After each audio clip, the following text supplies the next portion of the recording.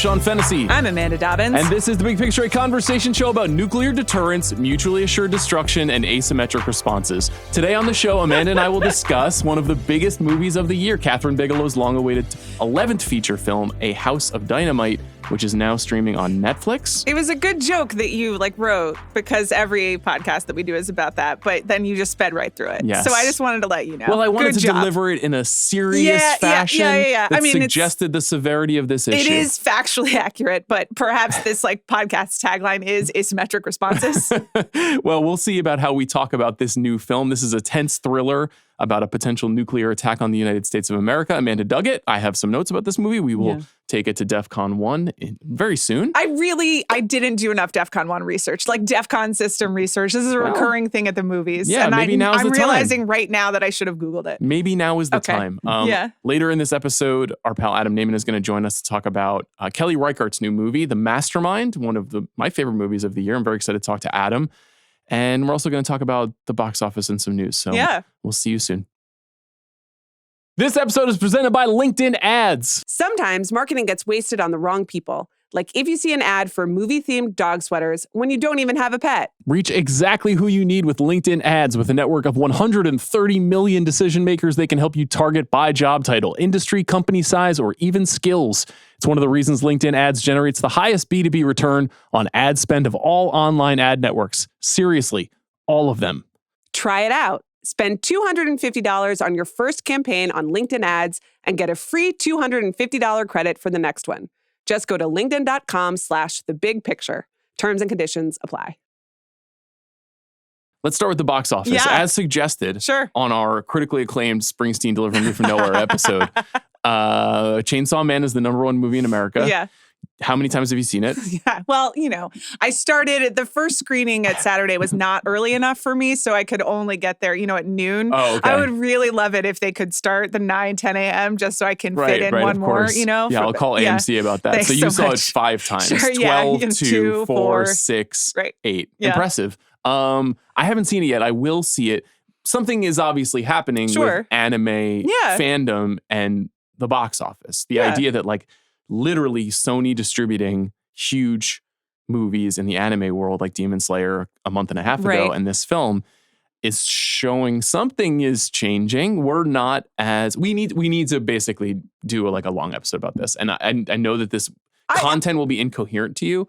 And it will be incoherent mostly to me. Are you, I mean, I've watching... seen the classics, I've seen Akira and Ghost in the Shell and those movies, and I have some familiarity with the storytelling style. But this is a TV show that became a movie, and this is young people, right? Young people who live and die by anime, and this was a big event for them, and so they go out to the theaters the same way Gabby's Dollhouse was for small children, except those children were not old enough to go to the theaters by themselves. They couldn't go by themselves, yes. So, and their parents didn't want to take them. There are obviously plenty of adult anime fans, but Chainsaw Man is not like Demon Slayer. It's a fairly recent TV show that just came out, I want to say 3 years ago. And I remember Charles Holmes telling me, you should watch this, you would like it. And I never watched it. Yeah. But, it's been a pretty bleak October at the box office. True. And it's mostly been The Conjuring 5 and Demon Slayer and Chainsaw Man and bigger movies, these sort of old school star-led movies, The Smashing Machine, Roof Man, After the Hunt, Springsteen Deliver Me From Nowhere, adult dramas. That very few people loved and nobody went to see. Yes, none of them really had strong word of mouth. None of them, they're operating in the way movies operated in 1995 or even 2005. And that's harder to sell than ever. There needs to be a boom around the movie, right? There needs to be a big conversation. So I bring that up because I thought there was an interesting bit of news this morning in Variety. They reported that Cinemark, one of the theatrical distribution chains, is opening new 70 millimeter IMAX screens in some of their locations. And those locations are not Los Angeles or even Seattle. They're in Colorado Springs. Right. They're in Rochester, New York. They're in smaller cities. Still cities, of course, but just smaller cities around the country. And it's a small piece of news on a Monday morning, but it does indicate to me that it's one more link in the chain of how the business is changing. Right. Right? That it's movies are being eventized. These theaters are being built literally for Christopher Nolan's The Odyssey. and you can charge more for those tickets. You can fit usually more butts in those seats. And it just eventizes going to the movies. And like, does what I'm saying make sense? Well, yes. And we've been talking about that, like for each audience or each market in its different way, it has become more akin to a concert than the movie going of our youth, which is like, we just got dropped off at the mall every Saturday in order and would go see whatever. And so people make plans in advance for like fewer things, but they're willing to spend more money for it. They probably have more of a previous connection to the material than just kind of wandering in and checking out what's going on. And this, I'll just like flip through the sense of discovery. Yeah. What's this roof man? Yeah. I'd like to learn about him. Is he on top of a roof? Channing Tatum? Yeah. I like him. I guess I'll wander in. That sense of discovery is just not how people see the movies. But on the other hand, all of the like anime fans will go see the movie when it's in theaters. Like all of the nerds will seek out the prestige, the premium formats. People for Wicked for Good or for kind of, the IP stuff. If you know about it and you have some sort of previous investment, then you will actually spend a lot of money on it. Yeah, you'll go to the early access screening, you'll buy the popcorn bucket, you'll go back on Friday night, you'll make it a part of your identity in a way to participate in these things. That's definitely Chainsaw Man, that's definitely Wicked for Good.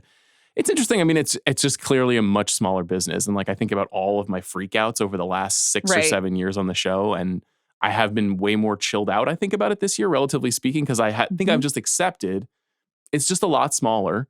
Yeah. And it doesn't mean that there can't be grand slams like the Odyssey.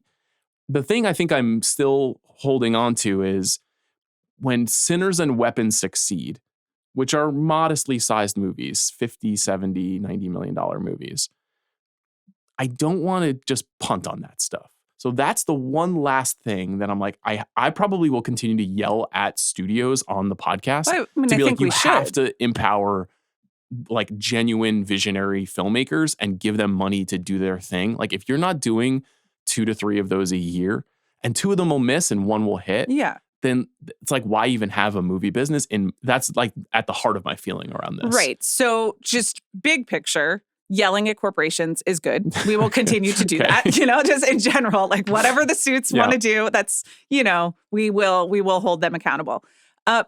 But yeah, I agree with you. And I think those are still, especially in the case of Sinners, money-making opportunities when you get it right. And that's always been the business, right? Like this is a weird business where you spend a lot of money and however many spreadsheets or, McKinsey consultants you have, there's no guarantee. And something hits or something doesn't. Sometimes you can make $1 billion and a lot of times you lose a lot of money. So if they're, corporations are always going to try to corporatize it. But yeah, if you want to stay in the business of making movies.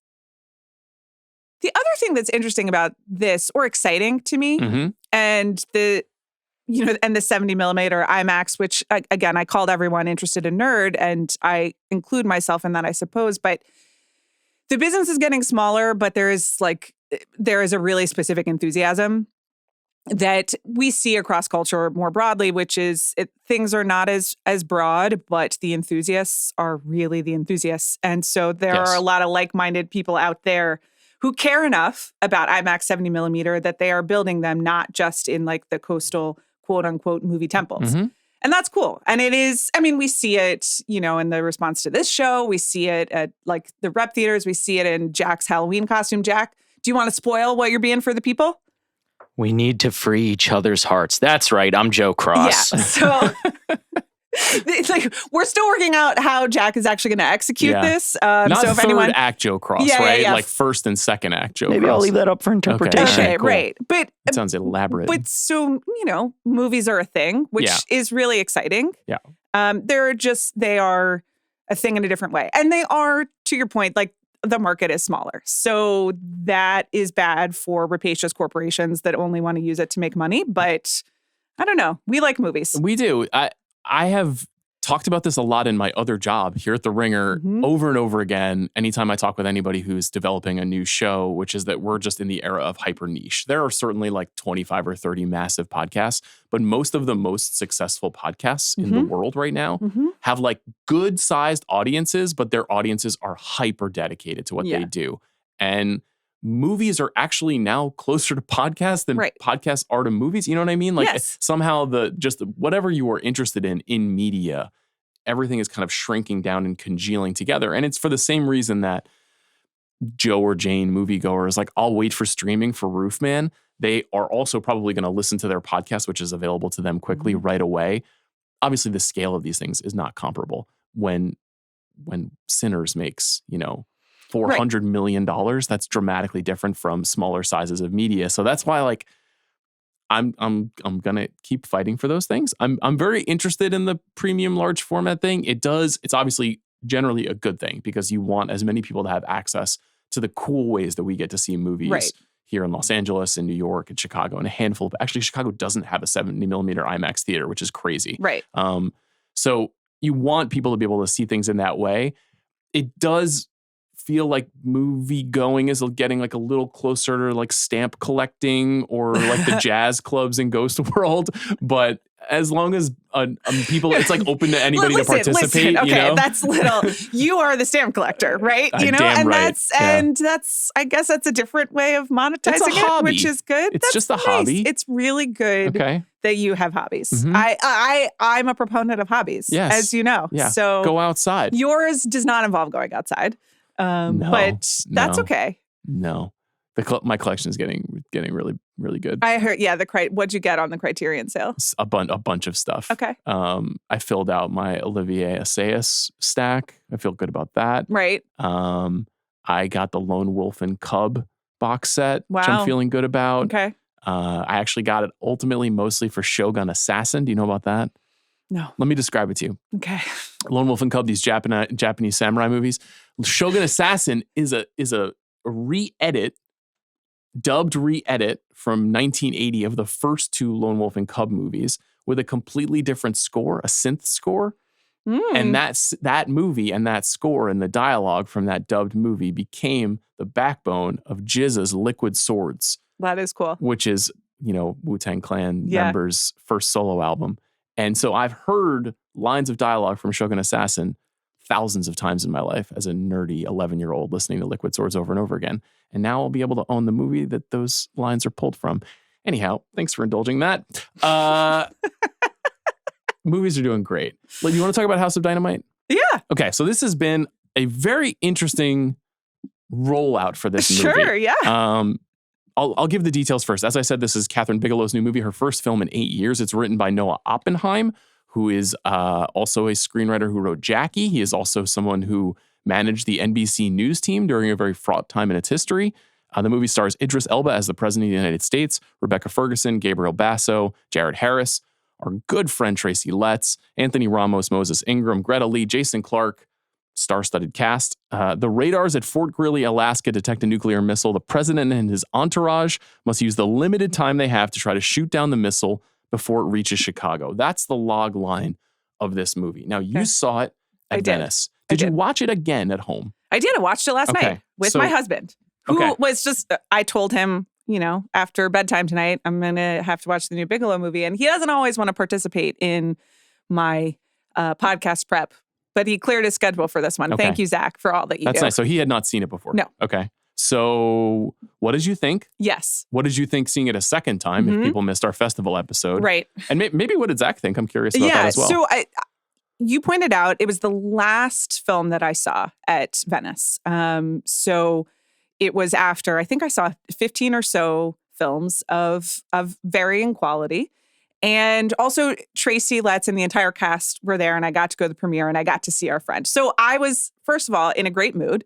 And second of all, it really was a palate cleanser after what was, there is a type of film that goes to a European awards festival. And it is not usually a snazzy political thriller, American political thriller featuring movie stars showing up. It can be a little more art house. So and to really put it in context, I believe it was earlier that day, or maybe the day before, I had seen Jude Law playing Vladimir Putin in an Olivier Assayas movie. Speaking of, I do want to see that movie, even though no one seemed to like it. And I saw, and more problematically, Paul Dano as the titular Wizard of the Kremlin, doing an accent that I just didn't really understand. Please leave Paul Dano alone. Paul Dano is wonderful. Okay. And we don't talk enough about, is it Wildlife? Yes. Yeah, like an incredible movie that he directed. So, you know, in terms of implausible world leaders, I was like, again, I was already primed, but right, good point. I really, really enjoyed it. I watched it. I was not bored. I was very stressed out. Was happy to be there. Came home, and then everyone in New York and you saw it, and were pretty sour grapes about it. And so it was interesting watching it again last night.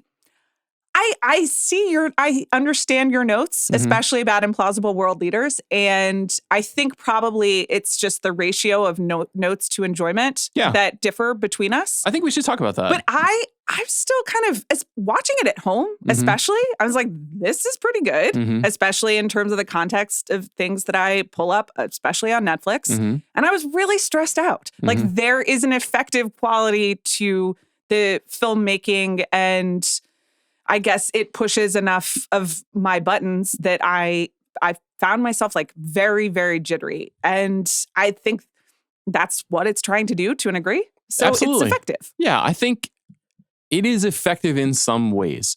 I think in part because you had me very hyped about the movie. I went in with high expectations. I think in general, your reaction at Venice was not uncommon. Most of the Venice reactions were very positive for the movie. Also, Bigelow, Academy Award winner, one of the great living filmmakers, right? One of the more interesting filmographies. She's obviously kind of settled into this mode that we can talk about in her last 4 films, essentially. But a director known for creating like the ecstatic moment, right? Yeah. She is able to generate an energy when you're watching a movie that is pretty rare. So, you know, I saw this movie before that, Faded New York Film Festival press screening, which we can talk about a little bit just because I've heard from like 9 friends about it. But I saw it in a Netflix screening room, and I was pretty disappointed by it. I think like many people loved the first third. Yeah. Loved. Was as locked into a movie as I have been all year. Yes. The second third was delighted by Tracy's performance primarily, and also Gabriel Basso, who's an actor who I think is really promising, who is very good in Juror Number 2, right, who is trying to wipe the J.D. Vance slate though clean. It took me a minute while watching the movie at Venice to place him, and then I placed him as J.D. Vance, and I was like, oh. Yeah. You know? And and the associations that it's bringing from, and he's sort of a Netflix, is he also what's the name of that show? The Night Agent? He's the Night Agent. He is the Night Agent. Yes. Yeah. He is a star on the rise. Yeah. And he's very, very good in this film as a deputy NSA bureaucrat. And I found the third act to be like pretty much a fiasco. It is. Really and one of the most like disappointing things I've seen in a movie in a while. I think rewatching it last night, like I see it. And as Zach put it, Zach liked the movie as well. We both agree that the third act kind of gets pretty loosey-goosey. And I remember even watching it when Idris is in the basketball arena and the nuclear weapons assistant and the Secret Service guy are talking. I was like, what's going on here? Yeah. This is very strange. Well, it's a function of the structure, right? So like, let's talk about that and what the point of the movie is. So the movie is, it's a 3-part repeating 18-minute real-time sequence in the moments before a nuclear attack. So in the United States, we learn, even though the satellites have missed, this ICBM is flying directly at the center of the United States. And in this parable, I guess, we see the reaction from basically all sectors of the federal government that would be implicated. That includes the executive branch and the President's Situation Room, which is where we find Rebecca Ferguson's character, the National Security Agency, that's the Gabriel Basso character, the Department of Defense, Jared Harris plays the head of the Department of Defense, the Army at Fort Greely in Alaska, which is responsible for overseeing the missile response in the United States. And that's where Tracy is, right? No, that's Anthony Ramos is there. Yes. Okay. So Tracy is in the Army or the United States Strategic Command, Stratcom, which is in Nebraska. Okay. But I thought it was like undisclosed location. No, it says Nebraska. Oh, it does? Yeah. Okay.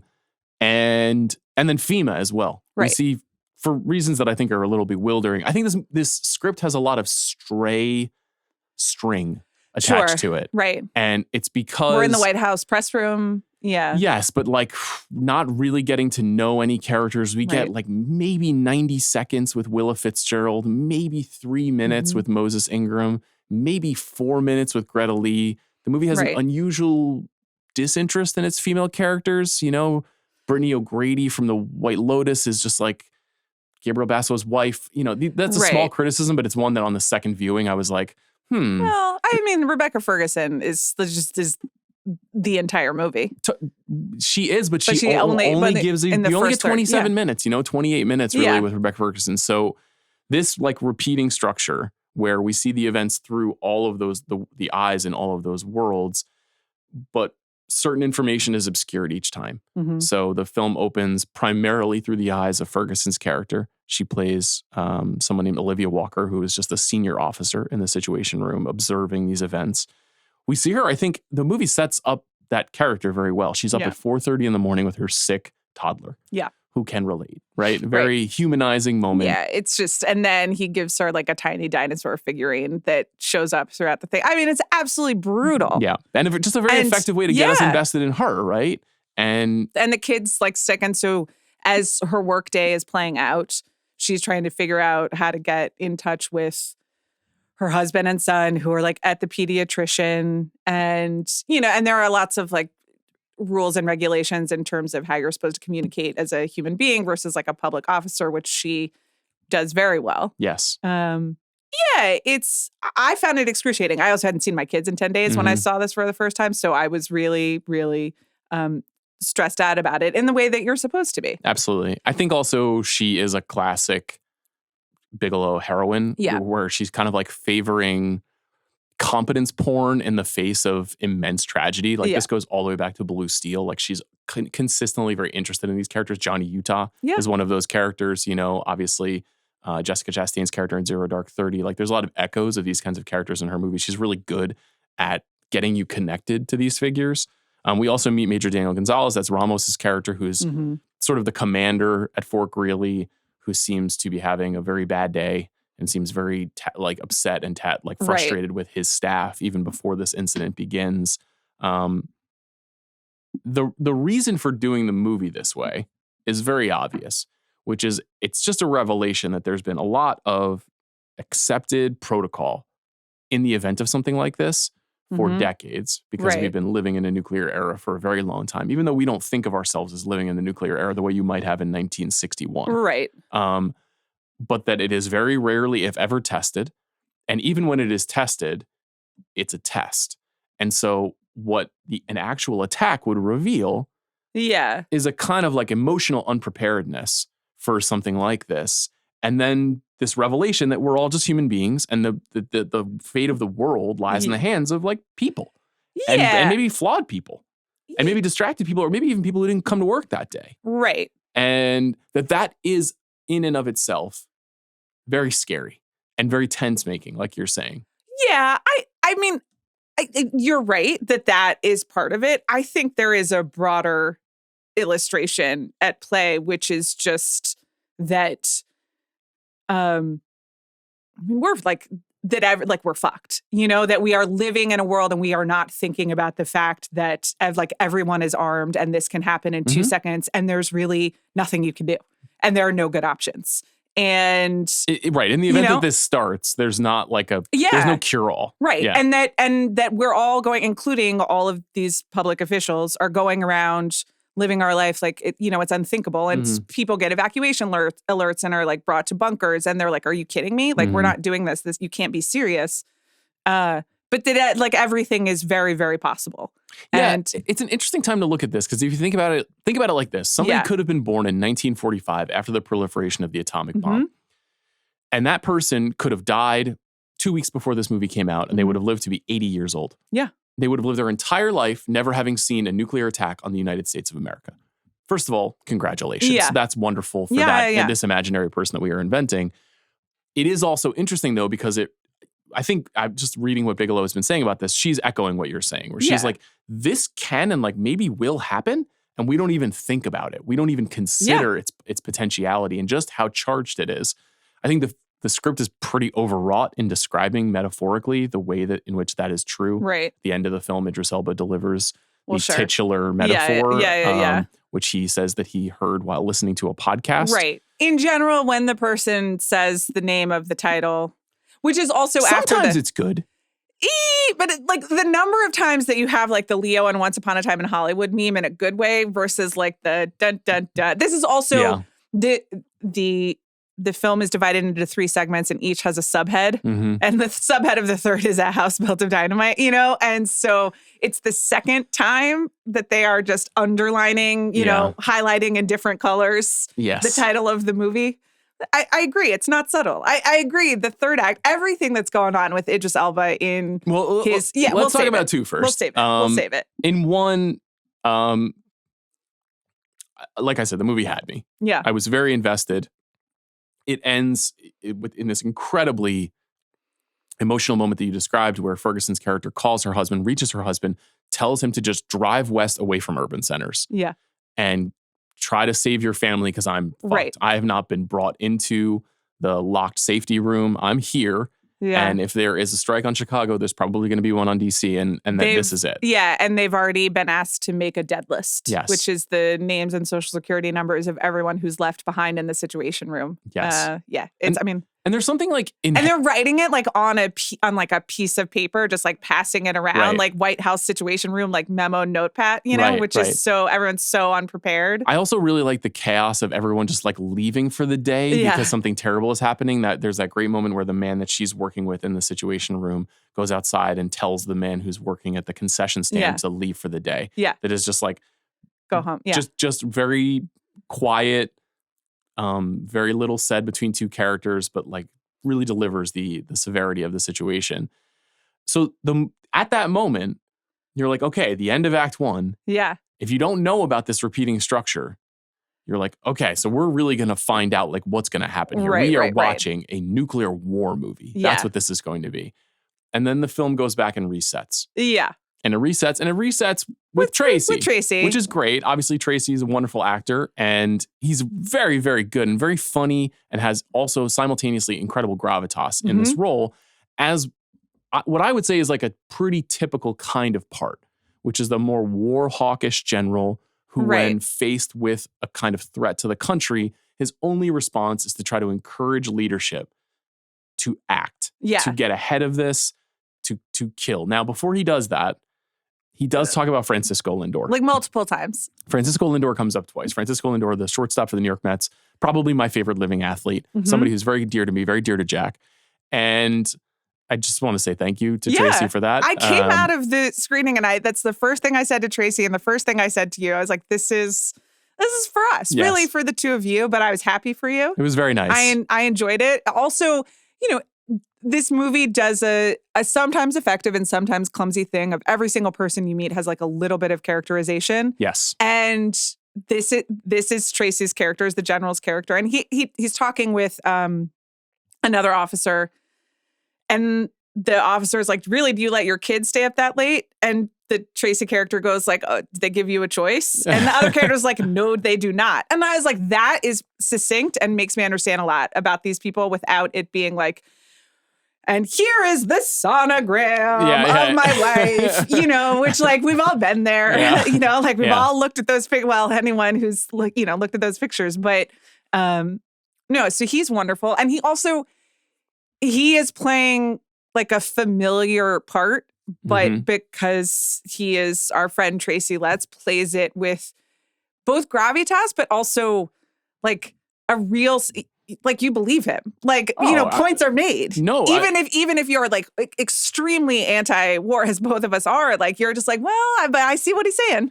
I saw Begonia for the second time last week, and I was thinking about something after I saw that, which was that being right is not a solution. Yeah. And I felt that way similarly about Tracy's character in this film. Like, being right is not the solution to the problem. It is working together with people to better understand one another, to try to fix things over the long term. The thing that I noticed the second time I watched it that I think is a clever bit of structure in the screenplay is that these first figures that we meet in Act 1 are these like observationist cogs in the machine. They're in the situation room looking at screens. Even the Ramos character is waiting for someone to tell him what to do. Yeah. In the second act, we're moving closer to the center of power. We're meeting, General Anthony Bradley. That's Tracy's character, who is the combatant commander at Stratcom. Okay. This is cross-cutting. He's a big deal because the whole room stands up for him. Yes. He is the leader of this space. He is clearly one of the most elite generals in the United States of America. Yeah. The movie starts cross-cutting with another character who we've heard in the first act, along with Tracy's character, on a series of Zooms. Right. Named Jake Barrington. That's the Gabriel Basso character. He's this young bureaucrat. He's got a pregnant wife. Yeah. Stressed out. He's on his way to work. Right, because his boss, the head of the NSA, is getting a colonoscopy. Yes, he is unavailable. Which is like, it's a funny detail of... Sure, and it could happen this way. It could totally happen. What are you going to do? Yes. And the thing I like about the way that character is set up is that he's not at work when this call comes over. So what do you do if you're 37 and you work at the NSA and you have the most powerful general in the world, the head of the Department of Secretary of Defense, and the President of the United States on a Zoom call, and you don't have service and you're 900 yards from your office. Running in front of the White House. That was pretty cool. clever. Yeah. Pretty clever setup for the severity of this conversation too, which is this is the only person really who's available who can speak to the international relations that might be informing this situation. Because like there's a lack of information because there was no satellite pickup of where specifically this missile came from. Right. Again, like through the first 60 minutes, I was like, this movie is really clever, and the obscuring that information in the first part, maybe this was a huge like a boon to this. Like I was a little skeptical because I don't really like that. Now let's see it from this angle perspective. And everybody always calls that Rashomon, but that's not what Rashomon is. Rashomon is people lying about what happened. This is just a different perspective. Okay. I've just seen Rashomon in so many reviews of this do film. it to the camera, not to me, Okay, I see. That's what bothers you is when you think I'm yelling at you. I'm just okay. It's not Rashomon, you fools. Anyhow, so you've got this character who's trying to race to get into the room so that he can explain. He can't get through the security at the White House, And they've shown you like Rebecca Ferguson going through security and everything before. So they were like setting up the world and then peeling back little layers of it, which I like. Yes. And then he has to get on the phone with Russia, which is just like cribbed from a West Wing episode, but that's okay. Do you remember this one? I do. Yeah. Why should we destroy ourselves 10 times over? Surely once is enough. If you know, you know. What's up? What's the new secret social network? The Social Reckoning. Here we go. In production right now. Not ready for it at all. They turned a museum into the Capitol for Jan 6. I thought that, I know, I saw that in Vancouver. I read that piece too. I think that this stuff is mostly effective. Yeah.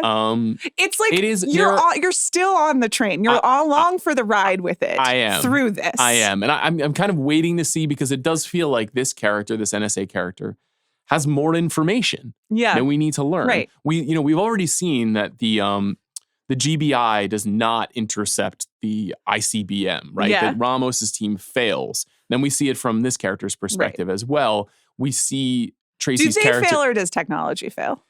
Well, I mean, that's an interesting data point in this movie. Sure. It's only 61% chance in testing of being successful. A coin toss. That's what $50 billion buys us. Yes. All great points. All good stuff. This does feel like a very well-reased and by all accounts, accurate representation of what would happen here. Okay. We're continuing on. As Barrington says, it's like trying to hit a bullet with a bullet. Yeah. You forgot that he has to call Greta Lee, who has a day off and is taking her small child to Gettysburg. Metaphor alert! Yes. So that specifically is when the movie really starts to tip over for me. No shots once again to Greta Lee, who I think is put in a bad position. No, it appears as though she is making the most out of her past life success. Yeah. Very fun cameo in the studio this year. Yeah. She was in the film Tron Ares, which I'm the last person who will ever see that film. This movie, She's on screen for 4 minutes being a mom? She's tearing it up on the morning show. Oh, good. Okay. She's not just a mom. No. She is also a mom who is the DPRK expert. Yes. And she also knows a lot about how China is using AI or testing AI to launch missiles or some shit. She was on word salad patrol in this movie where she just has to spit a lot of jargon through the other end of the phone while to communicate people to the are audience. reenacting the Battle of Gettysburg behind her. I think if you want to teach your children about the Civil War, that's great. If you want to go to a reenactment, that's great. I'm not criticizing that specifically. Putting her in that scene is really bad writing. Really bad writing. It's silly. It is like the most hat on a hat thing ever, where it's like, let us go back to our war 200 years ago so that we can reflect on our current state of war. It does give, like, this movie is in rooms and on screens. It's why it's there to, like, be outside and give them something to direct. I understand it. Yes. But I was like, I see what we're doing here. And this is where the movie loses me. And it's not my most frustrated aspect of the movie, but it is the most like point at nose. Again, as a student of the West Wing, like I was still I'm on the train and I'm aware of the train tracks at that point. Yep. But I'm locating my exit. Yeah. But I'm still on the train. But that's hopeful 19-year-old Amanda with her stories. That's not what we're talking about here. This is like, this is an elite filmmaker with the biggest media company in the world. But then but okay, I know. If it turned for good, if it landed the third act, then I would have been okay with it. Yeah. You know what I mean? I agree. That's all I'm saying. I agree. That's all I'm saying. You're locating the nearest exit and you are aware of the load-bearing metaphor, but you're going to keep going. Yes, I'm with you 100%. Okay. It does not land the plane. Okay, but before it gets to the first thing I think that you see in Act 3, which I only noticed again last night, I think it's before you meet the president, because the president has only been, it's only been Idris Elba's voice. Yes, a black screen in the YouTube boxes. That's right, because the Zoom boxes. they can't get him on like the right secure feed or whatever in time. So you have not seen him yet. And I do think before you see him, you see a guy who's like an elite flyer, like and he's somewhere in the South Pacific. And first he's surfing, and then he has to get out and surf, and he has to have a locker room talk. And listen, Kathryn Bigelow casts like the 3 hottest guys you've ever seen as the fighter pilots. I was like, thank you. It's so funny you say that. They're so hot. So then they're just like shirtless for no reason. And I was like, this is my girl. I watched this with Eileen, as you watched it with Zach. And really, this is the upside after all of our movie theater conversation about Netflix and streaming movies in general. Where it's like, it's Friday night. Yeah, here we are. What are we watching? Yeah. There's a good movie out this time. And she said the exact same thing. That guy in the locker room, she was like, who is that? What have we seen him in before? Yeah. Look him up for me, please. Yeah. And that doesn't happen very often with the movies. And I think it is exactly what you were describing. Of course it is, because he is surfing, like, and then he wanders in, and then the 2 other flyboys are also quite attractive. They're just there, and they're talking about like taking presents home to their kid, and I was just like, yes, that's mom porn. Here I am, thank you. So she still has an eye, she still has passions. And I was like, okay, I'm back in. We'll talk shortly about how this movie looks and the formal choices. Okay. I do have some feelings about that, but her casting instincts are still, the cast in this movie is mostly pretty good. Well. Until we get to the president, which I think is really the fatal flaw of the movie in a number of directions. So we do ultimately find out that it is, in fact, Idris Elba, that he's only been on the black screen. I think it's because he's on a sat phone. It's not because they don't have any video. And so is his wife, Renee Elise Goldberry, who is saving the elephants. Yes, she's in Africa, which, okay, again, like, I know we're trying to get a variety of topographical experiences. I think that saving the elephants is also supposed to be like some sort of metaphor of, it's like the pointlessness of trying to preserve this world in a time. Yeah, exactly. And trying to experience a natural world. And those elephants are real. Sure. I'm great. I'm glad. Well, it's better. Listen, you want to talk about CGI creatures in Netflix movies this year? I understand everyone's like, see Frankenstein in theaters. I mean, but like, it wasn't the first guys. lady riding on a stampede of elephants. It wasn't an action scene. So the president is just having a normal day. he's just taken a meeting. He has this in-person event. It appears to be a young women's basketball camp led by WNBA star Angel Reese. And so he's got to get in the car and go, and he's got to perform the role of being president. And when that is happening, he becomes aware of this event, and he is very quickly hustled out of the event. First of all, just like the whole act of like going to the Angel Reese event, just like lead balloon. Like the movie, the momentum and interest in the movie just like dies, just like sinks. Because you're like, we already know what's going to happen. There's nothing surprising about what's going to take place. Any moment where we see him like making nice with the kids and with Angel, you're like, okay. Second of all, I don't know. The very small little girl who she made a shot. That was awesome. It's great. I was like, I was charmed by that. But this isn't TikTok. It's a fucking movie. Like we can watch 9-year-olds make baskets all day long. I think you'll find that all movies that want to be successful now do have to have a TikTok moment, including a little girl shooting a thing. But I started feeling that like you can look down at your phone energy in Netflix movies during this part of the movie, which is not what you want in Act 3. Here's the problem is that Idris, as the president, has no interest or charisma in it and is just like whining about his knees and his jump shot throughout it. And so he's charismaless even in this moment where, you know, if you think of a president and like the casting of Idris and is like clearly meant to evoke Obama and but also not. But there's definitely some like George W. Bush and even a little Donald Trump in this. Sure, but there is also in the Situation Room, there is a framed photograph. There's the framed photograph of Obama and Biden and everyone watching the Osama raid. Yes. Like this takes place in our world. Yeah. Yes. And so but he doesn't have the charisma of any of the people that you just named. You know what I mean? To me, like it's so confusing. But to me, this is just a complete failure of casting. This is a 53-year-old British man being asked to shoot a basketball in the movie. Not a good choice. No. Well, it's definitely when they cut to a double. You can see it. For when he actually makes the shot, they cut to a double. I didn't even notice that. They do because then the doubles form also was not great. What? It's a bad performance and a badly written character, and it totally spiked the movie for me. In addition to the fact that I already felt like once they go back to repeating the structure again, I was like, this really better be good. Like there better be something in this third act that makes this pay off. And I think it thinks it's doing that and it doesn't, and we can get to that. But Idris he's just miscast.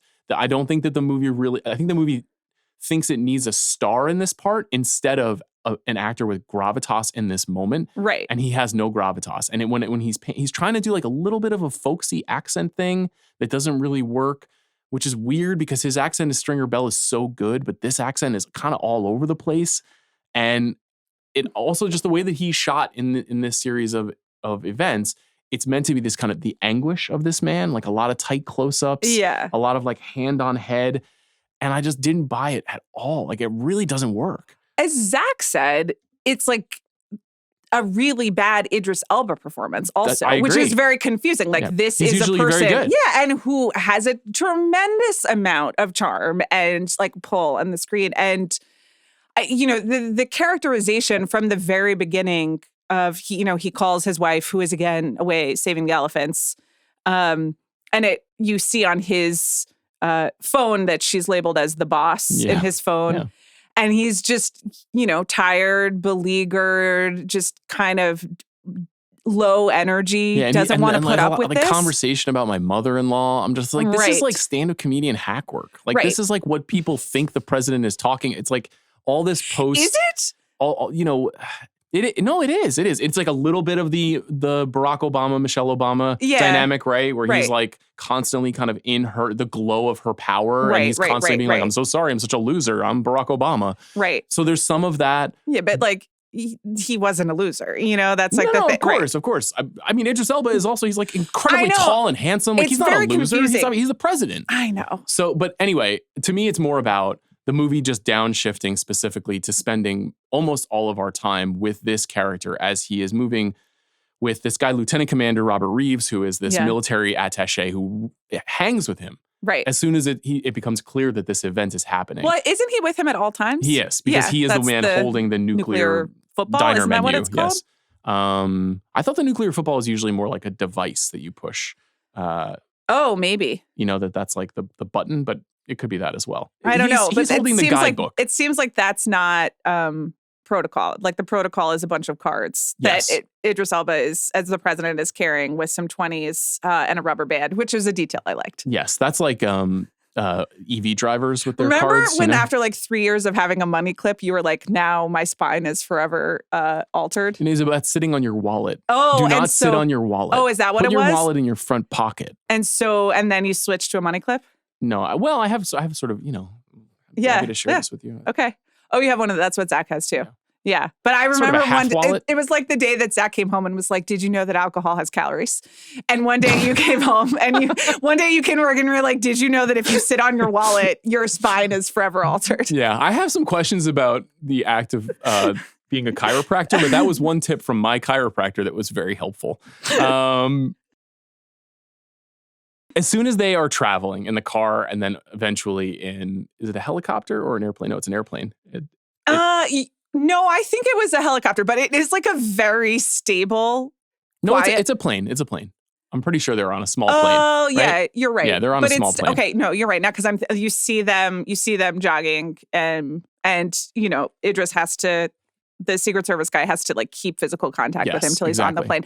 But then I did notice the plane itself is like just very clearly a set, like, and very, very stationary. They really. This is part of it too, where it's like this whole movie that has been building up to this sense of finality.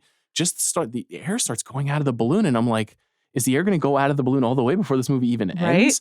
Right? We do see that this is what the president would have to do. He would have to try to gather all this information, maybe over a phone call, about what we know about the incidents thus far, what the percentages are. He's going to hear strongly worded cases from military leaders, from diplomats and bureaucrats who are attempting to avoid massive destruction. He's going to have to try to understand a world that maybe he hasn't spent a lot of time thinking about. Like, what are really the motivations of North Korea right now, or China, or Moscow? Right. And then say, counterstrike, do nothing. Yeah. And he and Jared Harris, who played the Secretary of Defense, which, another kind of nightmarish performance, in my opinion. Just like, we should not be casting English actors this is the in these roles. Idris, this is stupid. Rebecca Ferguson, and Jared Harris. Like, what are we, it's very dumb. It's really, like, we have great American actors. See Tracy Letts. Yeah. So Rebecca Ferguson, she's really good. Her accent is bad, but her performance is good. She's and that's like the other barely thing. trying. She kind of usually struggles with this, honestly. Sure, I'm never like, well, she's from Kansas. Like, you never think that. She has like the Mark Ronson transatlantic thing going on, Yes. But so he and Jared Harris like have a conversation as president and secretary of defense where they're like, is this what are we supposed to do? We only got one briefing about this. I got another briefing about, this, what to do when the Supreme Court justice dies and does he want to cry? I thought that was like decent, writing. Again, the casting didn't make a ton of sense. I'm just pulled out of the movie because the performances. But the writing itself, I was like, I get what you're trying to put across here. I think it's the problem too, though, is that the point of the movie is clear by the end of the second act. Yeah. And it's kind of done what it's supposed to do. And then it doesn't really know where to go. Or like it has the idea of what it wants to do, but it can't really accomplish the intensity that it necessitates to make it feel impactful. Yeah. In my opinion, this is how I felt watching the movie. Yeah. So we follow through. We've seen earlier in the film that Moses Ingram's character, who works at FEMA, has been identified as a DE, a designated evacuee, and that she gets to get on a bus and go to Raven Rock, which is a nuclear safe facility. A self-sufficient nuclear facility. Yes, in Pennsylvania. And we see that other characters from the film are headed in that direction, and all people are kind of converging on that. And that's something we've seen. There's a long history of nuclear scare movies in even just in American movie history and British movie history. Like, there's tons of great ones. People point to Failsafe over and over again, the Sidney Lumet film, which I think is way superior to this movie. Dr. Strangelove is one of these movies. The British film Threads is one of these movies. On the Beach, the Stanley Kramer movie. There's a whole long history of movies that are about this thing. So, like, we have an awareness of what this is, where they're headed. But before the president makes his decision on the plane, we see this image of everyone, these buses pulling towards the gate that is leading to Raven Rock, and then everyone pulling in. Yeah. And then we see Anthony Ramos fall to his knees outside of Fort Greely. Yeah. And then the movie ends. And then that's it. Yeah. And this is one of the most like kick the full bucket of paint into the street movie, like endings to a movie I've ever seen, where I'm just like, what the fuck? And I know what it thinks it did. Okay. I get that it's like, and now we must all live with the consequences of this terrible predicament that we find ourselves in nuclear war. Well, there's no good answer. And there's no good answer. Yeah. I understand that. I'm certainly not for the continued proliferation of nuclear arms. I don't really believe in violence at all. Yeah. But this is a movie. This is not a guidebook to the procedures in the event of a nuclear attack. Complete your film. Okay. Say something other than like, gosh, this sucks. Yeah. Am I crazy? No, it does feel like many people felt that way. I sort of got it. I was like, okay, there are no good endings. I agree with you. I wish that the Idris stuff and the stuff in the plane, and when he's presented with the guidebook and the, attaché is like, I call them rare, medium, and well done. I wish that were performed at a higher level. Mm-hmm. And I wish that hit, because if you get to it, then the essential nature of those scenes is like, it all comes down to one guy, like on a plane in 3 minutes with like a diner menu in front of them. And also think about the guy in question, like right now, who's making those decisions. Like, it's not good. And it should be a lot scarier and just a lot more emotionally frustrating than it is because of who's in it. But I don't know. The Raven Rock of it all, that being the last image, and then I don't know what Anthony Ramos is doing in this movie.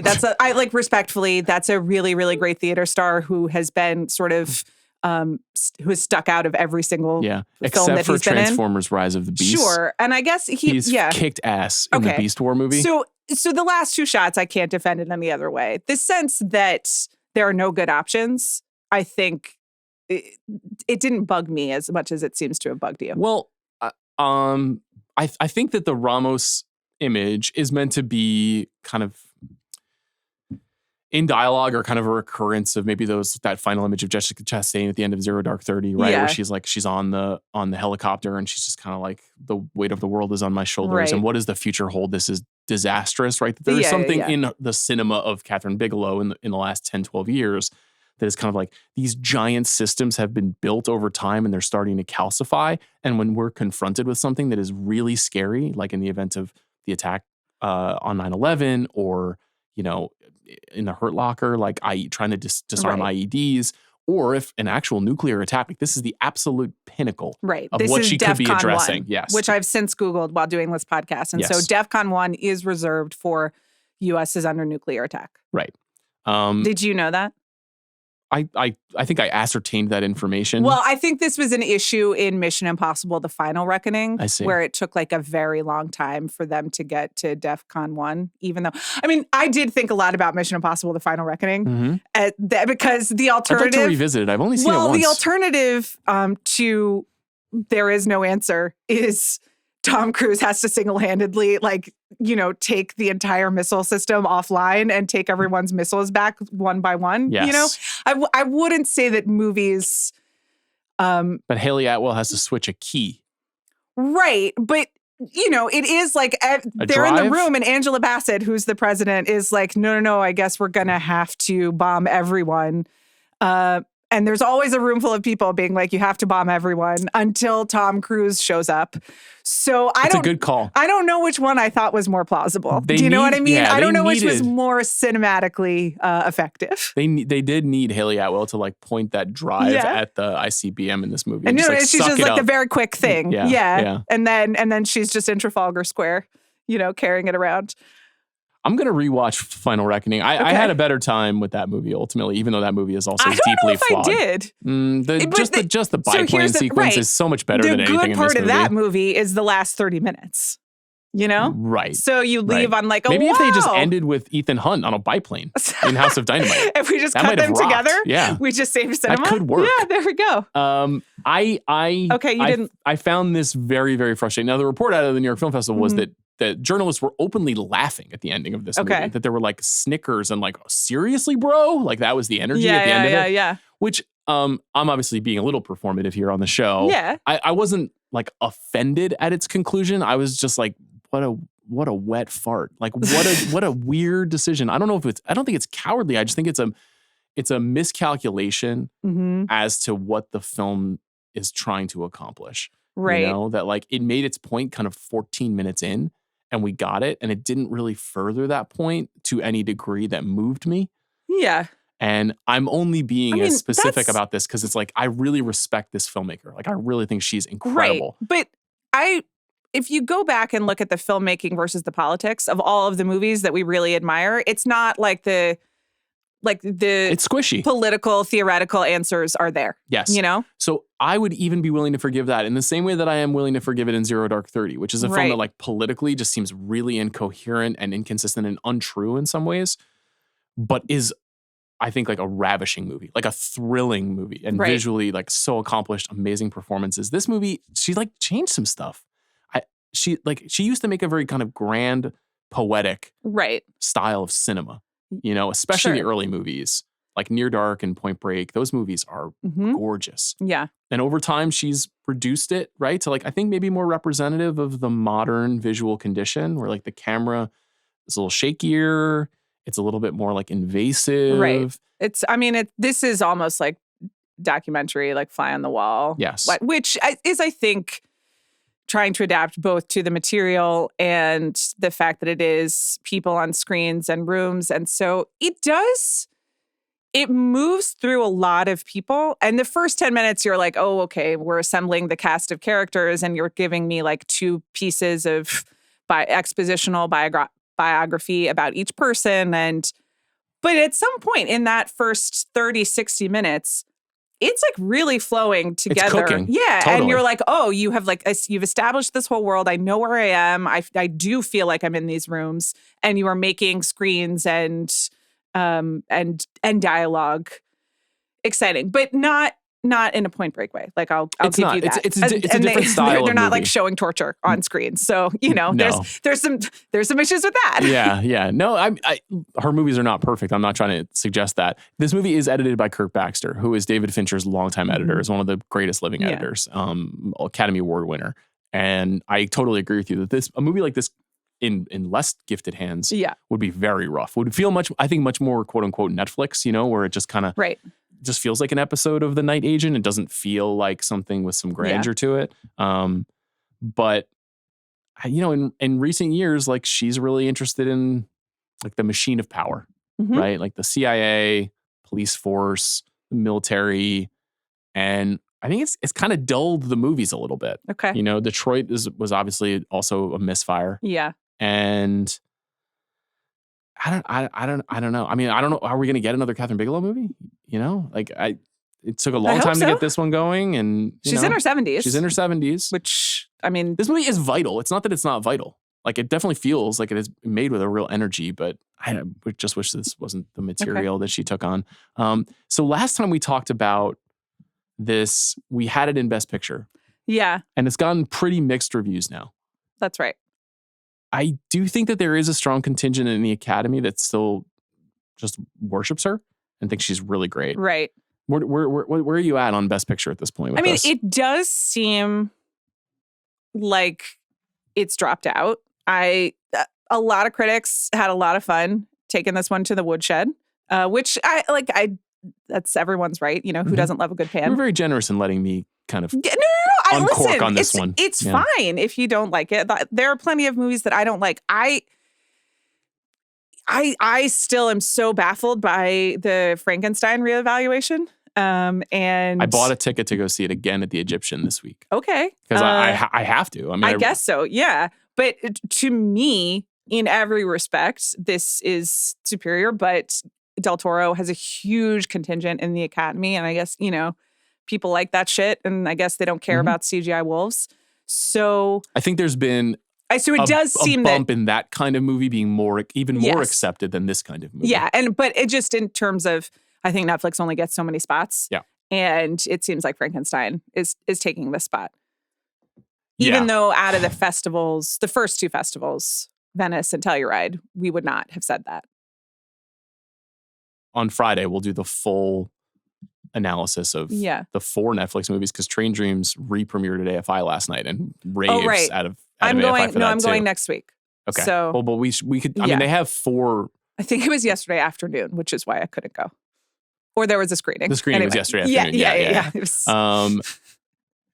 So they've got 4 movies, and it does feel like it's on the outside looking in right now. Yeah. It does feel like Frankenstein is in front of it. Yeah. I think there's going to be a J. Kelly upswing, especially because it's a movie that's going to play well with the Academy. Mm-hmm. And Train Dreams, like, you can scoff at the I'm going to natural see it. world stuff. I'm going but, to see it. It is clear. It's fine. It is really There's another affecting natural people. world movie that I'm more annoyed with. So we can talk about that in November. We can. I think you knew which one I was talking about. Listen, relax. You know, I'm not, enough moss. I think that we will have a very similar conversation in reverse about that movie. Okay. You know, where it's like I see the flaws. Yeah. But I'm ultimately okay with it. Whereas you maybe are not. But let's not talk around it any longer. Okay. Any chance editing or sound get in at the Oscars here? Kind of tough to get editing without a Best Picture nomination. Yeah. It seems like it'll be crowded out. Yeah. Only 5 noms. The sound designers, especially Paul N.J. Otteson, 3-time winner for 2 Bigelow films. Okay. So very hallowed figure in that world. I don't know. It's possible. Does it sound good? It seemed pretty good. It seemed good. And the score, as you have here, I thought was great. It is very good. So it's Volker Bertelmann, who was the composer on All Quiet on the Western Front. Mm-hmm. And also the upcoming Ballad of a Small Player, which I actually don't have on the schedule right now because I don't really know if I want to spend an hour talking about it. I haven't seen it. Okay. Listeners, if you'd like to hear a long conversation about Ballad of a Small Player. We'll see it. We can have a small conversation. I've seen it. I saw it. I didn't like it. Right. But listen, Colin Farrell forever. Mm-hmm. If I saw A Big Bold Beautiful Journey and had things found things to say about that, I can see this one. I hear you. The best score race is insane. Yeah. It's incredibly competitive this year. So here's the lineup. You got Johnny Greenwood for One Battle After Another. Sure. Did you see Thomas Bangalter from Daft Punk playing that in a DJ set in Europe this weekend? That's awesome. Yeah, the opening song from One Battle After Another, crazy stuff. And then bled into The Revolution Will Not Be Televised. Anyway, very cool. Ludwig Göransson for Sinners. Where in Europe? I assume Paris. Yeah, I know. I'm just like, it was Berghain on Saturday night at 4 a.m. I'm just, we need to do that in LA. And that's the kind of FYC I want to go to. You know what I'm saying? Maybe you should get out in front of that. That's a good idea. Invite me. I will be on the floor. There's a lot of solemn head down during the beginning of it because it's that dramatic. Yeah. Okay. So Sinners, Alexander Desplat for Frankenstein. Okay. Gonna have to consider that. Max Richter for Hamnet. Even though he reuses a piece of material, it is eligible. Okay. Jerskin Fendricks for Begonia, which I think is really good. Yeah.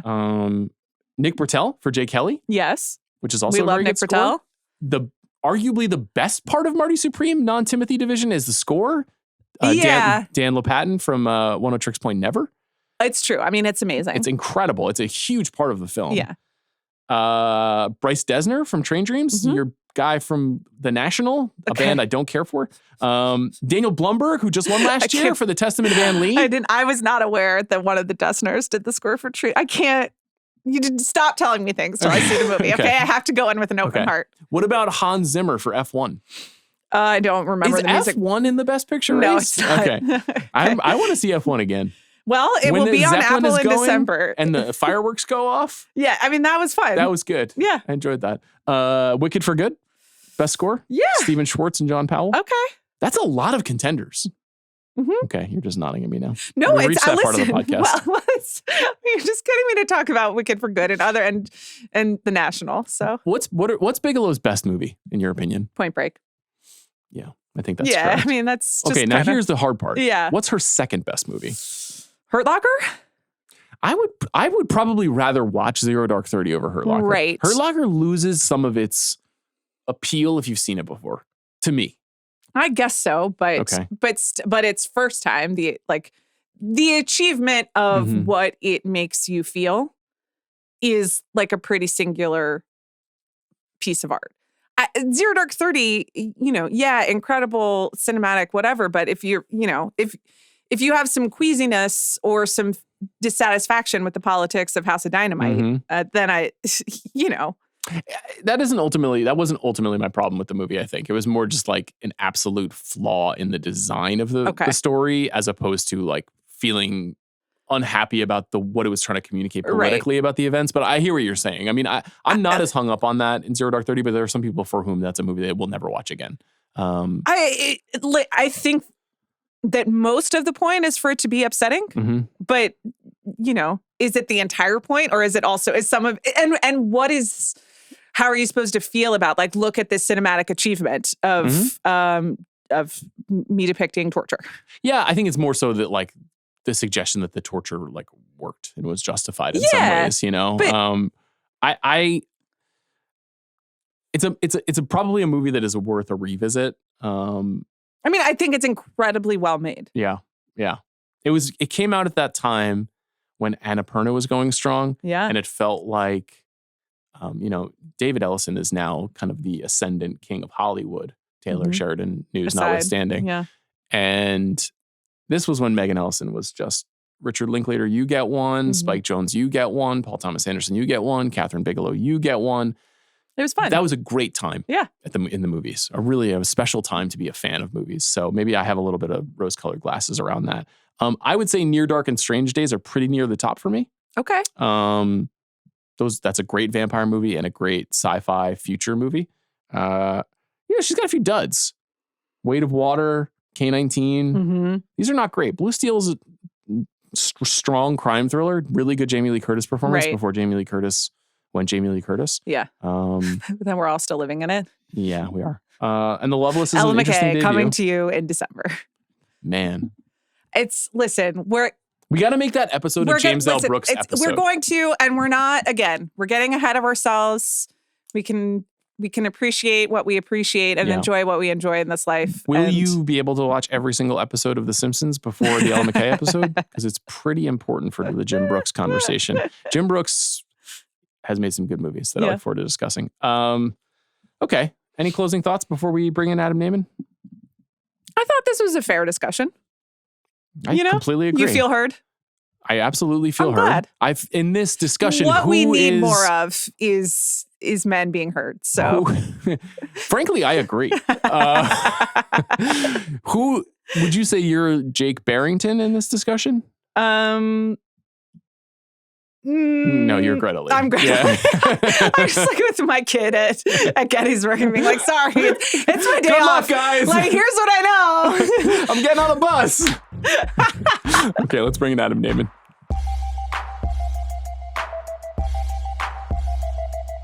Adam Nayman is here, the Mean Pod guy, our beloved critic, cinema visionary, here to talk about, is there anything you want to talk about before we get into Kelly Reichardt's new film, The Mastermind?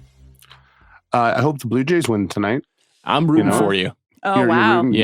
Interesting. You're rooting for me. Yeah. That's been an interesting thing to watch happening in Toronto. The bandwagon really starts to sag, like by about the ALCS. Well, I'll jump off if that's what you're saying.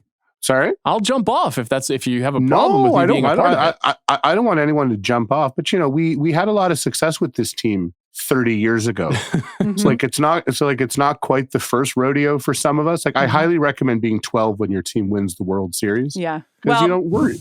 My husband who grew up in Philadelphia has already invoked this World Series multiple times. And the one that we won. Yes, exactly. And that's why our household is a Dodgers household, despite what the Dodgers did to the Phillies. Yeah. So I tried to get my kids interested. I showed my 9-year-old Leah the Springer home run, and her entire response was, "Cool, someone in the audience caught it." That was it. So I got completely no sold on that. So we're going to try again tonight. Can we pivot to calling the crowds at sporting events the audience? Yeah. That sounds like a really good way of describing it. Some of the audience caught it. She's like, "What does that mean?" I'm like, "Nothing. There's 40,000 people there." But it was a cool moment. That was a fabulous home run. It was great. But I think other than that, no, I mean, what else could take precedence over talking about Kelly Reichardt, which I'm very happy to be doing. Yeah, it's a sensation. It's actually literally in the top 10 in the box office in the United States of America this weekend. Wow. Wonderful news. Probably the last time that will be true for Kelly until she makes the Thanos prequel film that I know she's been working on for some time. Multi-time guest of this show. I know certainly one of Adam's favorite filmmakers as well. I had a chance to see the Mastermind at Telluride. You saw it last week? I saw it this week in theaters with a pretty full house on a Friday. How exciting. This movie stars Josh O'Connor, Alana Haim, Hope Davis, John Magaro, Gabby Hoffman, Bill Camp. It's a fairly simple movie, or is it? It's about a guy who is a bit dissatisfied with his life in 1970 in Framingham, Massachusetts, and decides to become an art thief. And he struggles at being an art thief. And that is more or less the framework of this story. So Adam, I'll start with you as our expert here. What did you make of The Mastermind? I mean, Kelly Reichardt's very interested in characters who, whether they should be or not, whether they know why they are or not, there's a certain dissatisfaction. And often that dissatisfaction is tied to some sense of, disillusionment about their immediate surroundings or the life choices or the country.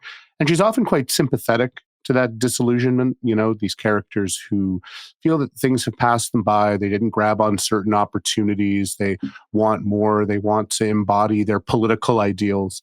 And this guy is sort of the Josh O'Connor character. He's cut from that mold, but he's also a very different sort of protagonist for her because he really is a moron, and the title of the film is in context sort of ironic. And I think that this is a sticking point for some friends of mine who like Reichardt a lot. They find this film to be somewhat judgmental. I mean, I would say my synonym for judgmental was it's very funny. Yeah. And it diagnoses a very, I think, a very kind of male vanity and narcissism and solipsism, the idea that you are smarter than other people, you appreciate art more than they do, you can flout rules. And I mean, he has all these things. You mentioned that he wants to be an art thief. I mean, one plot detail that I really want to talk about is in this small community where he thinks he's smarter than everybody and has better taste and went to art school. His dad's a judge. So there's this sort of insulation too, where he's like, well, how much trouble can I really get in? And I like the way that the movie answers that question by saying a lot of trouble, and the consequences that ripple out to the other people in his life are observed quite devastatingly, I think. What did you think? I mean, I loved it. I think Josh O'Connor is a pretty magical screen presence, and I have for some time now. And it is really exciting to watch different directors who all also have their own interests and styles kind of play with the Josh O'Connor of it all and really use it. And so to Adam's point, this guy is a loser, and and he does a lot of things that you really don't want him to do. And it like in a snowballing sort of way. And because it's Josh O'Connor, the movie is playing with how much you're relating to this person versus judging this person versus rooting for this person versus hoping that this person will figure it out. It was an interesting experience in watching a movie and trying to figure out how I was supposed to feel about the protagonist. I thought it was really like speaking to the role of an audience, to quote Leah, in a fascinating way. And he's great. He's magical. Yeah, the moment where I really locked in is there's this long stretch at the beginning where he's like casing the joint, and you're sort of wondering, I mean, what kind of plan does this guy have in mind? And he there's all these little hints that are dropped that he's educated, he went to art school, he has an appreciation for the work of this real artist, Arthur Dove. And I think the moment where I first started really laughing was he's handing out photos to his Confederates of what they're supposed to steal, and it's almost more like an art seminar than a plan. Like they're looking at these things, and the question of value starts coming up. It's like, so is this about the paintings being worth something? Is it about them being good? Is it because he thinks that he's the only one who can really appreciate them? Like there's this entwined sense of value, I think, in his plan But then when you juxtapose that with what his plan actually is, I won't spoil it for anybody who hasn't seen the movie, but that cut is like something out of a Simpsons episode where you see what he's actually spent all this time building up to, this mastermind. It's very funny how mediocre the plan is. I've chose to read the movie with two very pointed things. I don't know if either of these things are true, but these are the sensations I thought of. One, Reichardt's last movie was Showing Up, which I think all three of us loved, but is a movie with very little incident. You know, it is very much a portrait of a person at a stage in their life in which like the stakes feel relatively low. And people who didn't like the movie criticized it for not having a lot of action. So this movie feels in a way to me like Kelly Reichardt saying like, you think nothing happens in my movies. What if I have something pretty dramatic happen, but it is one of the most incompetent portrayals of a classical movie incident that has ever been put on screen. And then the second half of the film is this like rolling, searching journey of this person who kind of failed at what they were attempting to do and has really no recourse, like is lost in society and there's no way things will work out for this guy in the aftermath of what he has done, which I find to be like a fascinating choice. And the thing that I thought of a lot was that this is basically happening concurrent to Watergate, and that it's like a representation of that, you know, male solipsism that Adam was underlining, and the fact that guys kind of can talk themselves into any situation, and then they find themselves completely incapable of managing when their own ego and bad ideas drives them to a kind of destruction. In this case, it's just like a dad in Massachusetts who is not a good father and not a good husband. He's not a good husband. Father, he's okay. But to the Watergate point, it is also like very specifically in the film situated in the context of the Vietnam War and American involvement in the Vietnam War. Speaking of people without a plan and doing things that they should not be doing. And, you know, Kelly Reichardt is an American filmmaker who deals with American limitations, to put it politely, in pretty much all of her movies. And like, in some ways, I was taken aback by how direct the metaphor and the comp was in the context of the movie. Well, she's always interested in solidarity. Sometimes the solidarity is fraying, right? Sometimes it's, you know, like Old Joy was sort of like a kind of companion to The Big Chill. I'd never compare it to The Big Chill because I hate The Big Chill, but it has some of the same elements that movie has. Like, what are your common values after you spend your you know, a certain part of your life as part of a counterculture? Night Moves is literally about activism and about the way that paranoia sort of overtakes this group of people who decide to go and do something that very similar to the Mastermind in a different way, you know, has these consequences. Here we see a guy who has friends who seem to have these values, and what his friends seem to recognize about him is he doesn't really have them. You know, there's a moment where he goes and stays with this couple, wonderfully played in the film by Magaro and Gabby Hoffman, you know, who he went to art school with. And they kind of talked to him like, well, were you really part of our crowd? You kind of were. Like, they seem to walk the walk, talk the talk, have certain values, and he's just sort of there. And so not only do we see a guy who's lost and doesn't fit in, the things that might take him in, the you know, the parts of that community or that society that might have some sympathy for him, he's not interested in them. He's so arrogant. And there's all of these moments where you see the glances that he's stealing different kinds of people at different phases in life. It just seems to be reflecting his own awful choices back at him. Like, I love when he's sitting on the bus and he sees the guy about to ship out, probably to Vietnam, or someone dressed like a sailor with his wife and kid. And then when he wakes up, the dad's gone, you know, and it's this perfect little mirror of his own choice, except what's he shipping out for? He hasn't chosen any path of resistance or rebellion. He's not a patriot. He's not in anything. He's just he's a deserter, basically, a domestic deserter, and he doesn't even have the paintings to show for it. Yeah, it's kind of chilling and kind of hilarious. I found the ending to be, we were just talking about A House of Dynamite, Adam, which I know you didn't care for as well. I was not a big fan. But the like air out of the balloon at the end of this movie, I found to be very effective. I don't want to spoil it for anybody who hasn't seen it, but there is something very intentional. And to your point, like a little on the nose about the way that this movie ends in a way that I didn't totally realize it was attempting to do. But she does something by just holding the frame at the end of the movie for an extended period of time. I remember it vividly, even though I saw this movie 2 months ago. Yeah. And makes you sit in the decision that she's made about the story that she's just told. It is very subtle, but very sophisticated. And there's like a little bit about the utter pointlessness of life, but it's more about the utter pointlessness of this person's life. And that the way that this self-delusion has led him to this place. And in this country, if you live that way, this can happen to you as well. That without this kind of purpose and only being driven by your own vainglorious perception of your own intelligence, you can get stuck. I would like it on the record that I think that this film is better than House of Dynamite. just to clarify, this is a better movie and a better movie about America and the American condition. Yeah, I agree with that. It's interesting that this is also this is the first film since River of Grass that she wrote by herself, that she wrote without John Raymond, who is her longtime kind of co-writing partner. What do you make of that, Adam? I mean, I think it's interesting. I mean, I think the other one is Certain Women, just because it's adapted from a different writer's work. So it's not solely her, but I mean, that was a different novelist. I think it is interesting. I think that it has something in common with River of Grass as well, which is that, again, that movie was always called a road movie without the road, you know? So she's interested in those road movie tropes or those outcast loner tropes. And maybe because I just saw the Bruce Springsteen movie, I've been thinking about Badlands mostly to not have to think about the Springsteen movie. Sure, yeah. But Badlands was a big influence on River of Grass as well.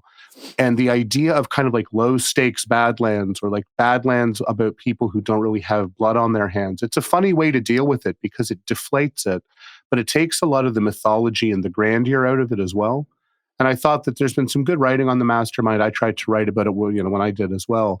It's like a 70s movie where that grandeur isn't there. Like all the things about Josh O'Connor that Amanda's talking about. I mean, he's so handsome. He's so appealing. You can sort of see him as this kind of rakish, clever character.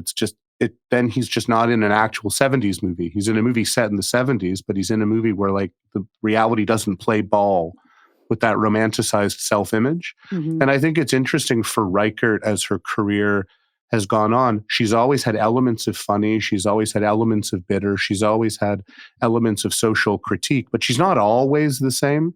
I thought Showing Up was very tender because it was about what it is to be an artist, and that's very challenging. There's a lack of appreciation. There's certainly a lack of compensation. I know it made headlines when Showing Up came out, when Michelle Williams let it slip. Kelly Reichardt teaches at Bard for the health insurance, which is not a joke. And also, her students are lucky to have her. She's one of the great American filmmakers, and she's teaching them. And even though Showing Up had a lot of exasperation and satire about faculty politics, and some of the characters were obnoxious, I thought it was very sympathetic to the idea of art for art's sake.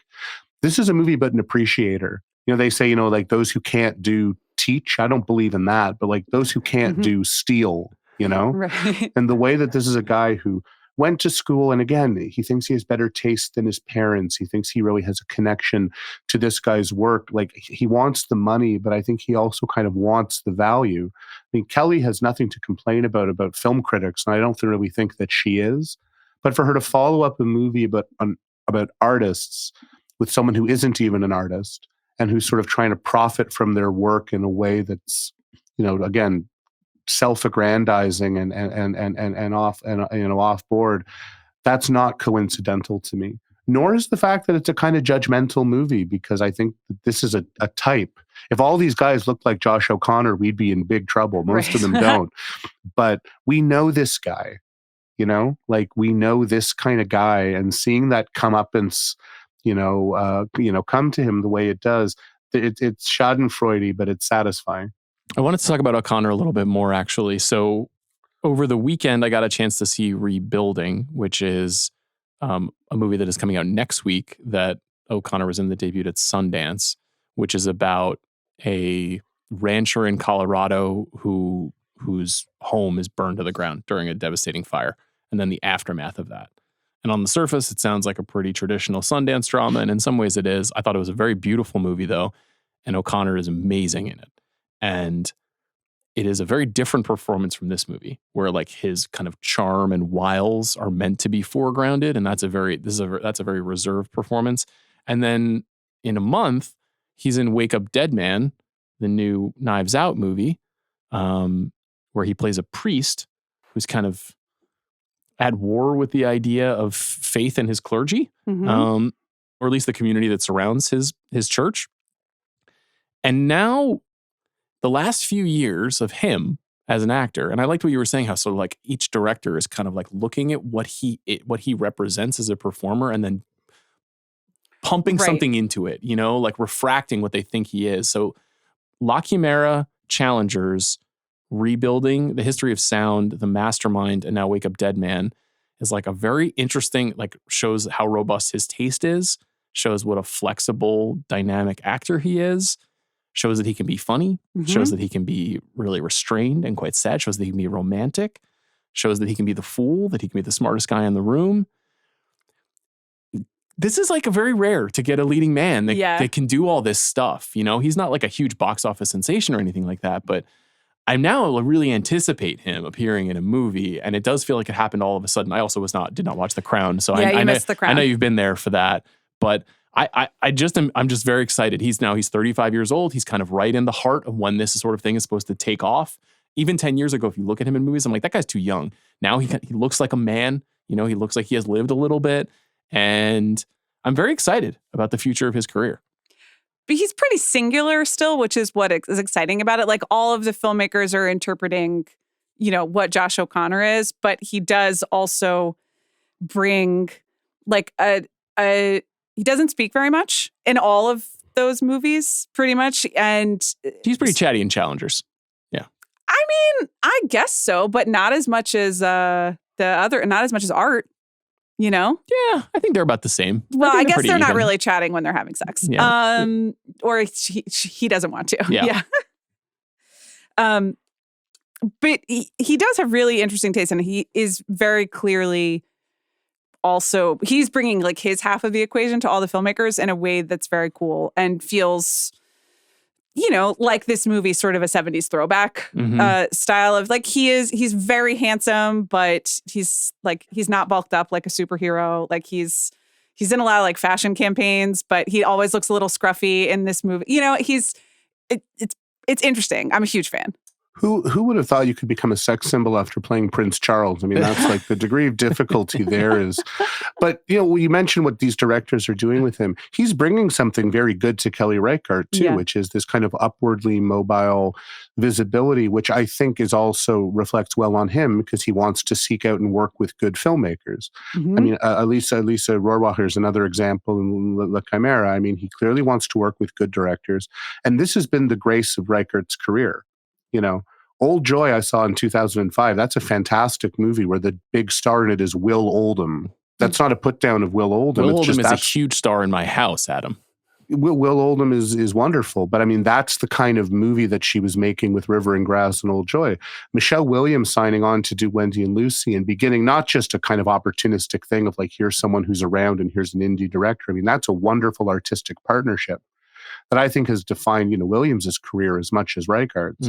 So she is a filmmaker who has often majorly talented youngish actors who want to work with her. Jesse Eisenberg was the same thing when he did Night Moves, Kristen Stewart, obviously, in Certain Women. So O'Connor fits that mold of her working with actors who can put a little bit of light and media coverage kind of on her work, and they reward each other by working so well by working so well together. And he's been all in on the promotion of this movie, which is nice to see, especially since, the big Netflix red carpet Wake Up Dead Man, which he's really good in as well, is, sitting right there for him for all the magazine pieces. But I've read at least 10, 15 interviews he's done about the Mastermind. That's just good star behavior. It's very unusual for her to have a tall, handsome leading man in one of her movies too. That is one of the few things. Is he that tall? He's taller than John Magaro. Sure, yeah, I do. Probably my favorite actor working right now. He is really handsome, but there is like a little bit like of a baby bird that I have to take care of quality to him in every single movie. Well, but I think that's how a lot of people see him, and they're using that in this movie. Yeah. Yeah, I think it aids her well because she can really bounce off of her perception of guys like that. Like you can really feel her reading like, oh, this guy thinks he's hot shit, which is not a kind of character that she is prone to writing very often. And it's a perfect fit for him. Well, no, or when she has these like semi-disinterested husbands or these kind of know-it-all characters, they kind of exist at the margins of the film. I mean, again, you watch a director's films enough and you find rhyme is between them. It's interesting because I thought a lot of night moves during this film, but I wouldn't say that the performance that O'Connor's giving is like what Eisenberg did in that film, which is like genuinely almost a sociopathic performance and a very scary one. But yeah, I just think that there's and some people mentioned Inside Llewyn Davis with this film because it has that kind of drifting, picaresque quality. Totally. And I think that there's something similar to the way O'Connor can rumple his handsomeness, you know, the way that Oscar Isaac sort of did in that movie. So, you know, depending from scene to scene, he can be quite seductive or can sort of seem quite pathetic. One thing I love, because I know we're being careful to not spoil the movie, but it's a measure of how good a filmmaker she is.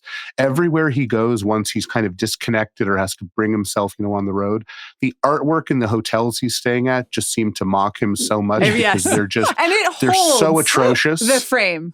Yeah, there's one like where he's in the bathroom or something, and the entire frame is just some terrible piece of art.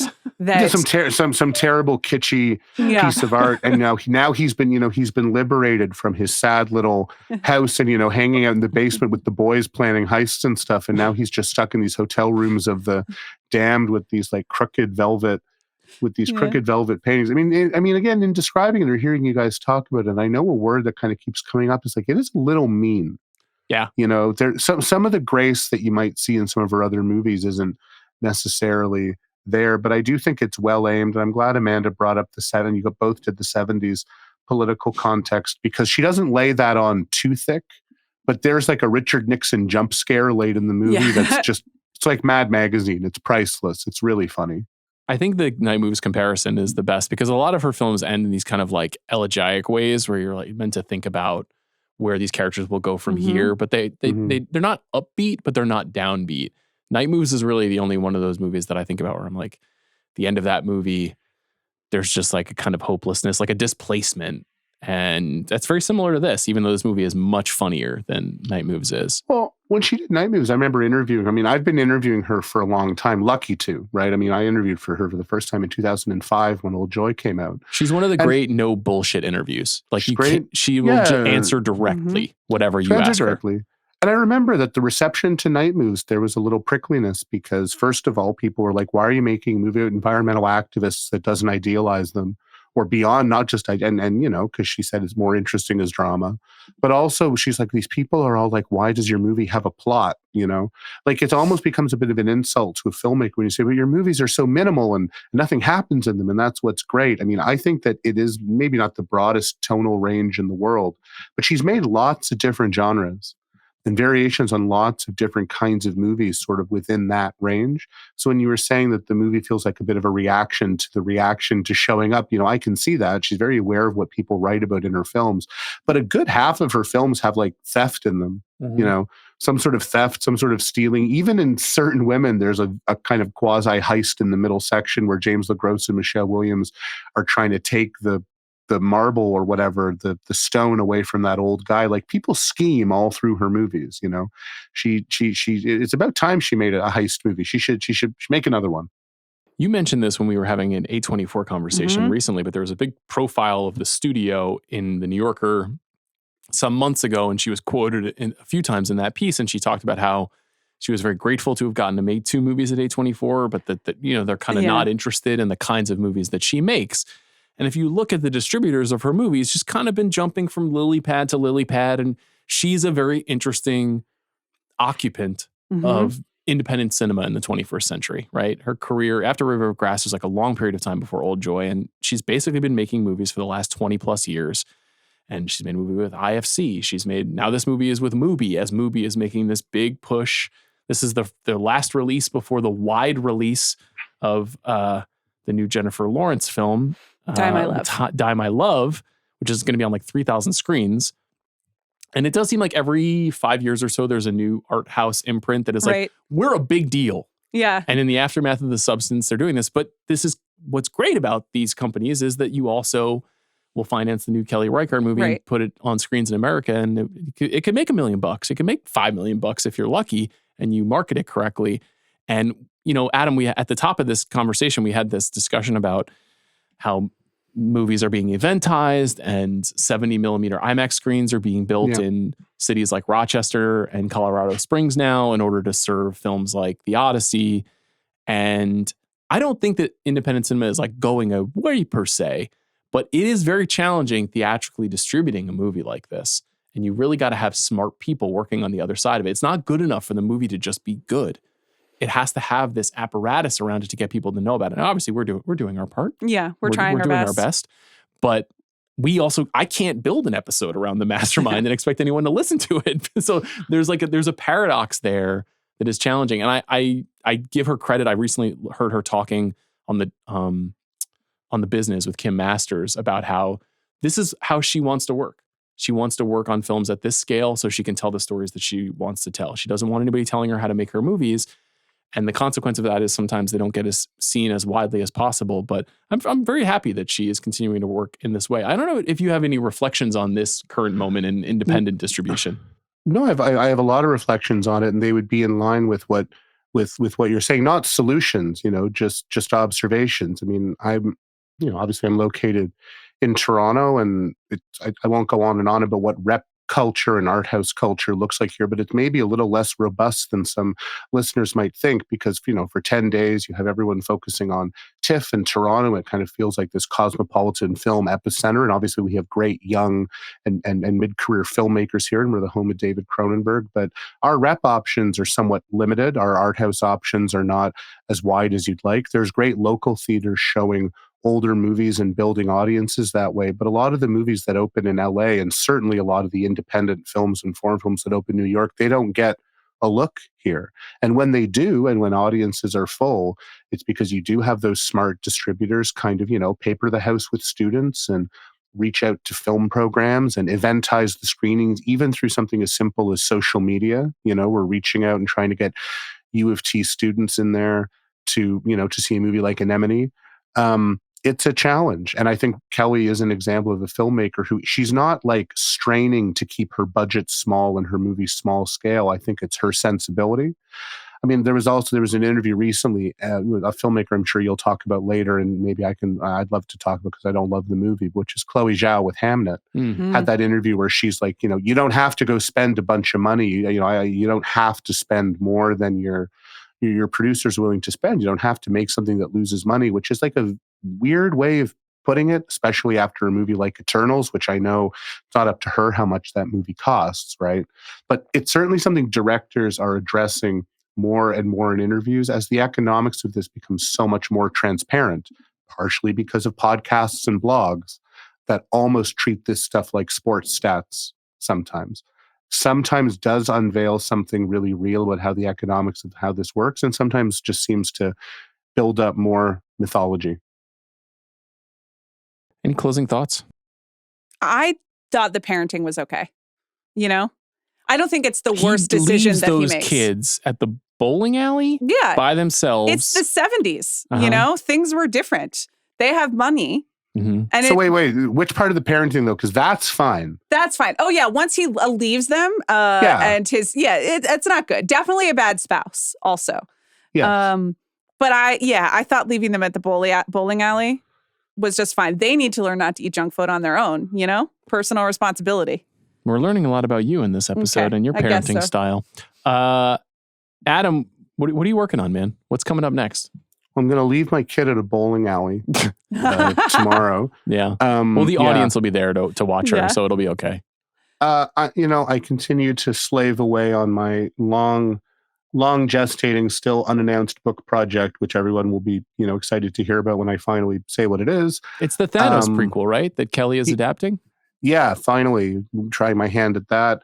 Trying to catch up on the rest of the movies worth seeing this year. I think seeing Marty Supreme soon, which I hear has some juice, and watching some Blue Jay games. You would be surprised to know have still only managed to see One Battle After Another the one time. Okay. Wow, you're 4 behind me. Yeah, you better get those numbers up. Really, you gotta step up, Adam. I had my kids alone for 2 weeks while my wife was traveling far away. I did not leave my house after 6 p.m. for 2 weeks. So a lot of baseball, but not a lot of new releases. We've both been there. Listen, I've got one of those this week. Yeah. So I mean, I came out of it stronger. Nothing can hurt me now, Okay. except then my immune system completely collapsed as soon as my wife came home, and I was like, "Guess what? I'm sick." Well, which is why, if anyone's wondering, I look even more haggard. You know, people send me. I love listeners of this show. People send me this stuff. I don't seek it out, but I do like. Apparently, people think I look like Samoa Joe. Yeah. Are you familiar with his work? I am. He's great. He's brilliant. He's having a moment, I feel like. Is he the champion at AEW right now? I don't follow anymore, but Okay. I know, his deal. But Just learned who this is. He's a brilliant professional wrestler. Okay. But for people who are watching, if they're wondering why I look particularly haggard and old, that's why. Next time it'll be less so. You look beautiful to me. Yeah. And I appreciate the only that. thing more beautiful than your face is your mind, Adam. And thank you for sharing your mind as always. Yeah. Go Blue Jays. Wow. Go Blue Jays. I don't endorse that. Well, will this be out after the game? It will be out this afternoon. So yeah. no. So concurrent. Oh, okay. So yeah, we'll find out in real time. Okay. I'm certain we have cursed them by having this discussion. But Adam, it was wonderful to see you. We'll see you soon. Thanks for having me as always, guys. You can take care. Best to your families. Thanks to Adam. Thanks to our producer, Jack Sanders, for his work on this episode. Later this week, number 7 on 25 for 25. You want any hints? Anything you want to share? I thought about wearing a red shirt today, and then I was like, I should save it. Wow. Okay. I'll have to think about my color as well. We'll see you then.